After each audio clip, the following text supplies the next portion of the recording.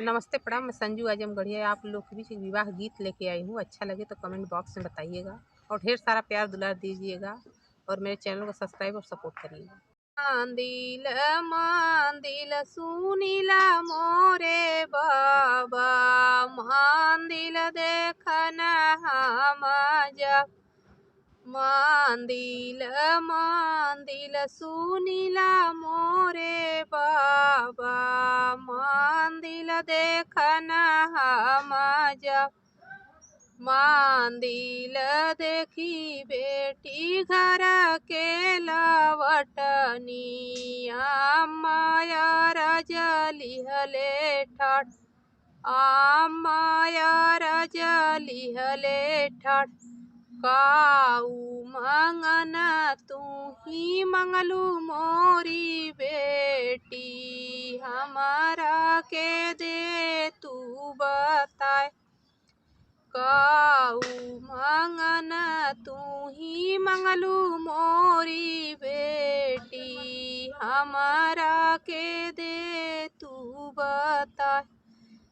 बाबा के मांगी अम्माया न धाना सोनावा, तुहरा के लहरा पटोर, भैया के मांगी अम्मा चढ़ाने के घोड़वा,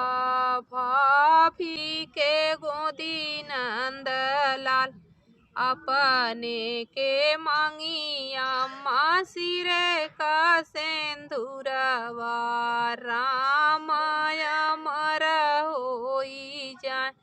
रामाया मर होई जाए, मांदिल मांदिल सुनीला मोरे चाचा, मांदिल देखना हम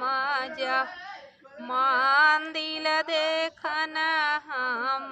जा, मांदिल देखी बेटी घर के लवटनी, चाची रजली हले ठठ, चाची रजली हले ठठ, काऊ मंगन तू ही मंगलू मोरी बेटी, हमारा के दे तू बताए, हमारा के दे तू बताए, चाचा के मांगी चाची अन धन सोनावा, तुहा के जे लहरा पटोर, भैया के मांगी चाची चढ़ाने के घोड़ावा, भाभी के गोदी नंदलाल,